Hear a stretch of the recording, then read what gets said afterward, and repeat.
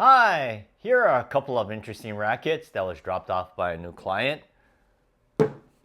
Well, not this one, but I might save it for a future video. So let's take a look at this head TIS6 racket. And besides the broken string, can you see anything odd about this racket? Or can you spot the issue? Well, how about if we compare it to this other head TIS6 racket?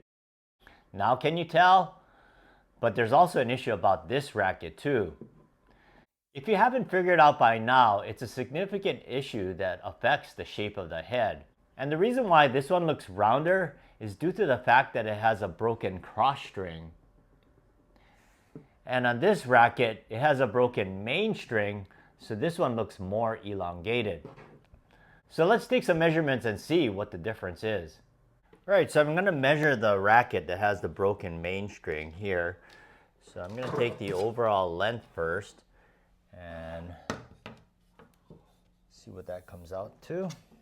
And that one's right at 27 and 11/16. I'm also going to take the width of the head. So in this, I want to make sure I'm measuring from the same spot on both rackets. So I'm going to count up 10 strings and place this right in between the 10th and 11th cross. So I have right here, it's a little bit over 11 inches on the width. All right, so we'll take a look at the racket that has a broken cross string. Remember, this is a rounder one, so let's take a look at the length.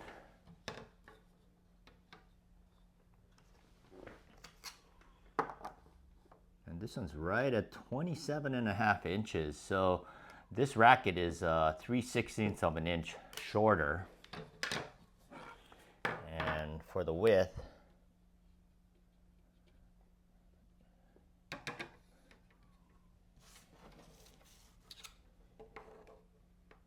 this one's at 11 3/8. So this one's also 3/8 of an inch wider. As I prepare to cut all the strings off of this racket, here's a tutorial video on 4 methods. And while you're watching this, I'll go ahead and restring the racket. All right, so here's my quick tip. Now, a lot of you that have been stringing for a while, you probably already know this, but if you're new to stringing, this might be a helpful tip. So what I'm going to show you is 4 ways to cut out strings from a racket. 2 of them using a pair of cutting pliers, and the other 2 using a string bed cutter. All right, so let me show you the technique for using cutting pliers first.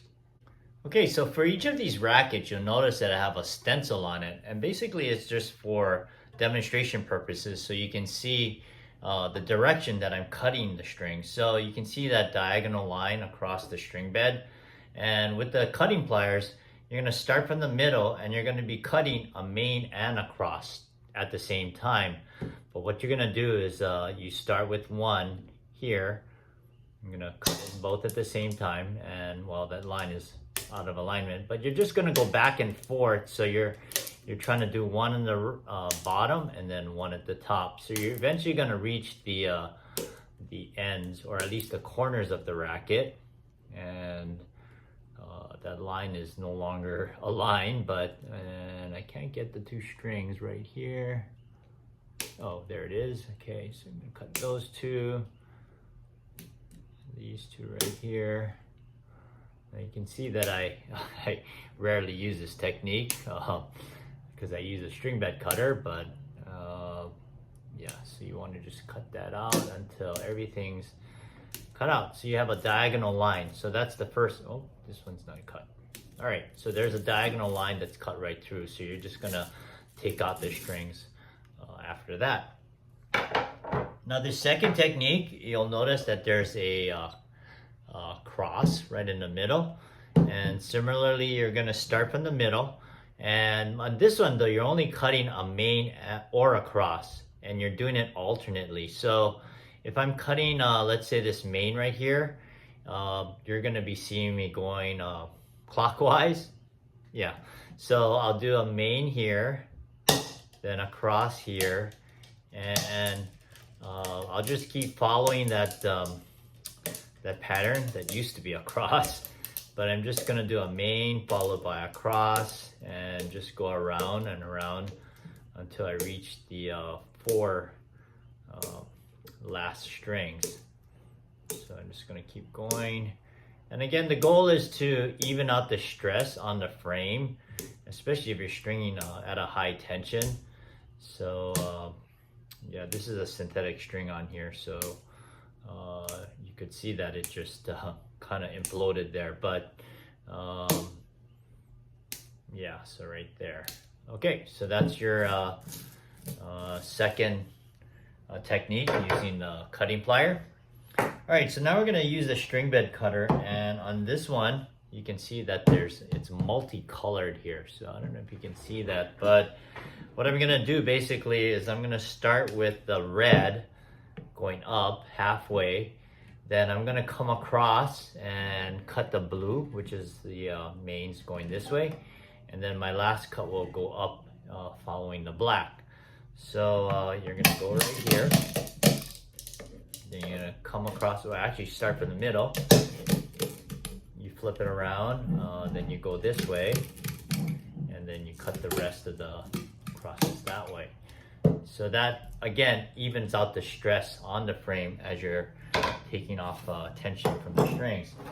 Now this third technique, this is what I use, and it's probably not as safe as this technique, but because I'm doing it so fast, I don't see the damage or the harm in doing it this way. So basically I'm just gonna make one cut all the way up and then the second cut across. A lot of times, if the tension was high, I probably would use the previous technique. But basically, I'm just gonna run this string bed cutter all the way up, and then I'm just gonna go right across right there. So that's what I use, but you can use any of the other three, and that's perfectly fine. Now, another good thing about using a string bed cutter is that after you cut it, not so much on a synthetic, but a lot of times on a polyester string. Well, let me grab one that has polyester, and that would be a better way to demonstrate this.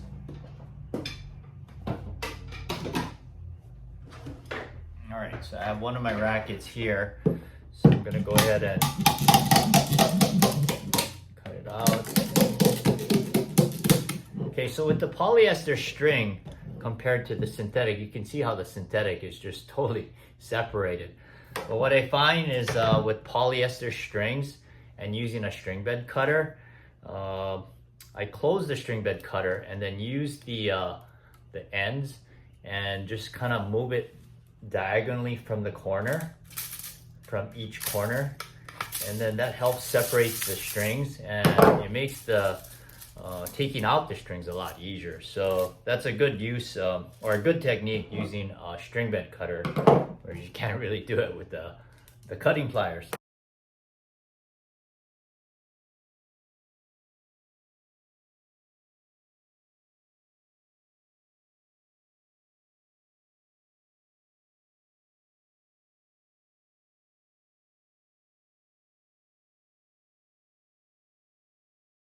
All right, so as you can see, I was taking some readings, and that was after I strung the racket. But before I get into that, I wanted to do a review on the measurements I took before all of this happened. So this is the broken cross string racket, the one that made the racket round, and the broken main string that made the racket elongated.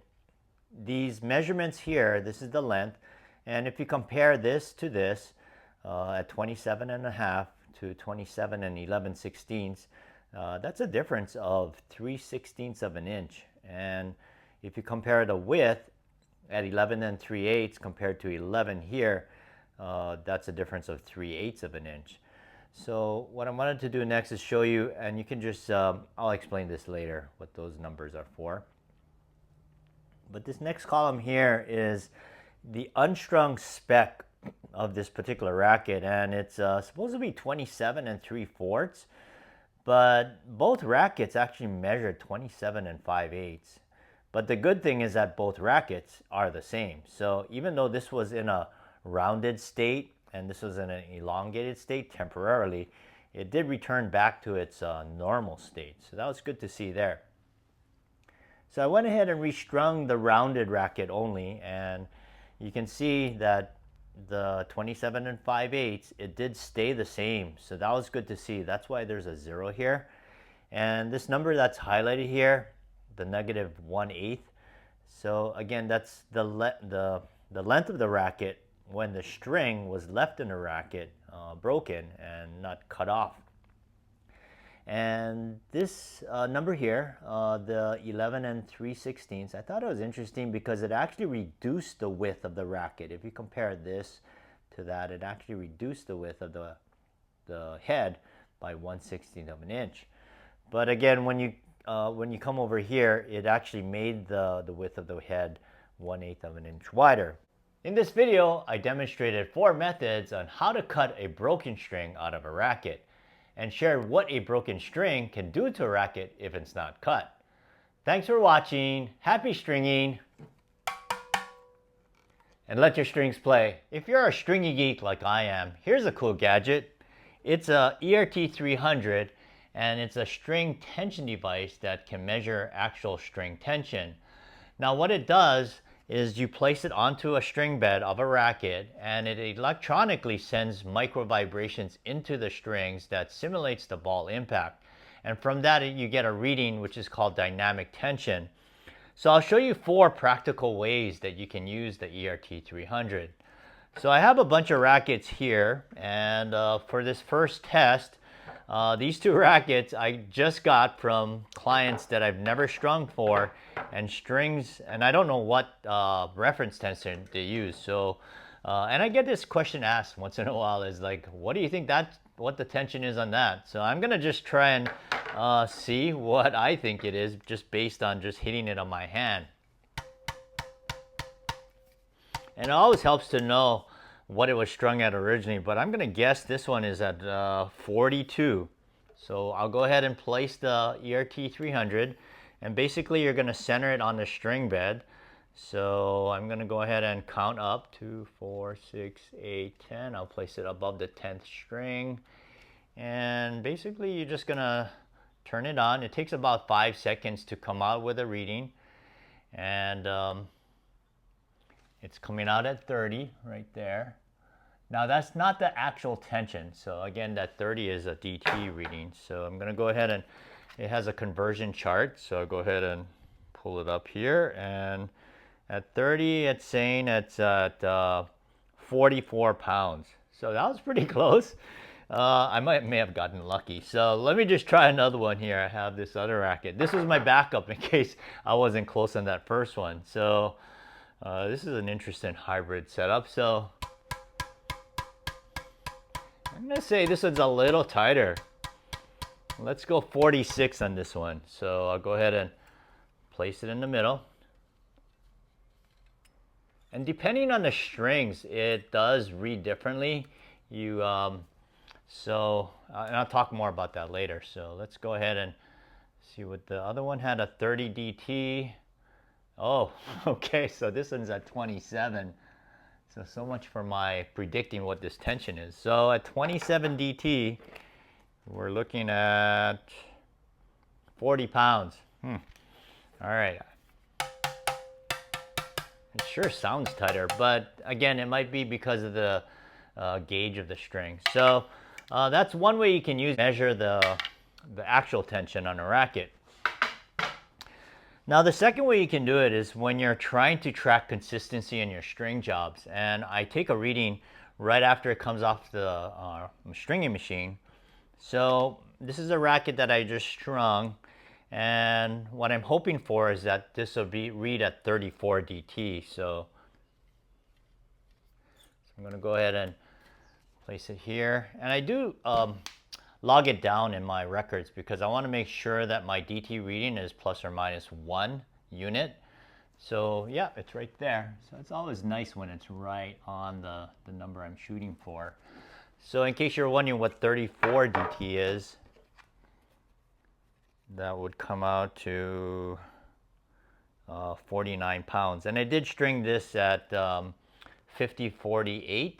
It's a hybrid setup of polyester and synthetic gut. All right, the third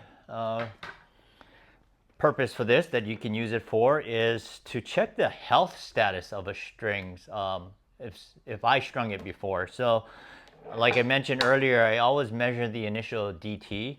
So on these two rackets, I had one is 37 and this one's at 38 DT.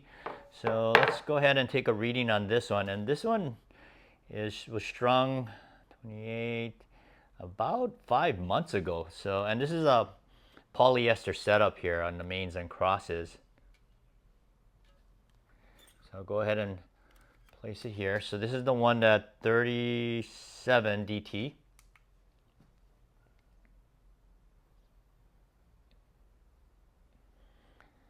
So right now it's coming out at 31. So what I'm going to do with that number is I'm going to track tension loss. So basically I'm just going to take the difference, which is 6 DT units, divide that by 37.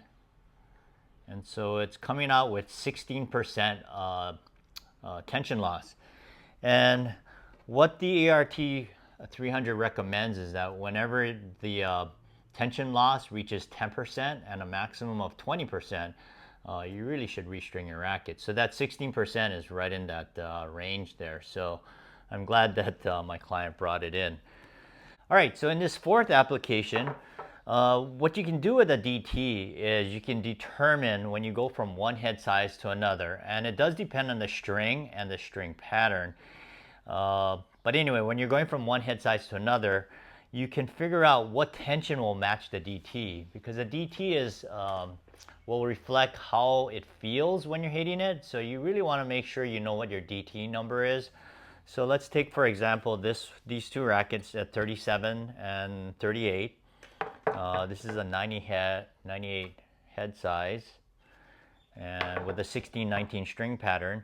Now this racket is similar. This is a 98 with a 16-19, and I strung this with a similar setup with a polyester. But at 48 pounds, this one came out with a 33 DT.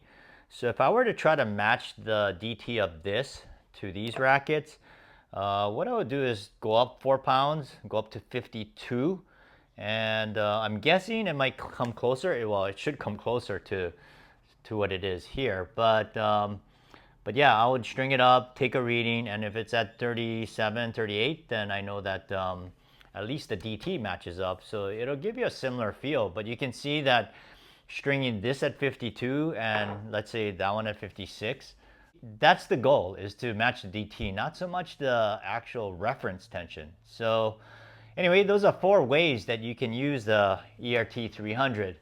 Now, if you'd like to purchase one of these, I do have an affiliate link. So if you use it, you get 10% off the regular price. So just go to ert300.com and use the code AMSTRINGING. Mahalo for your support, and let your strings play.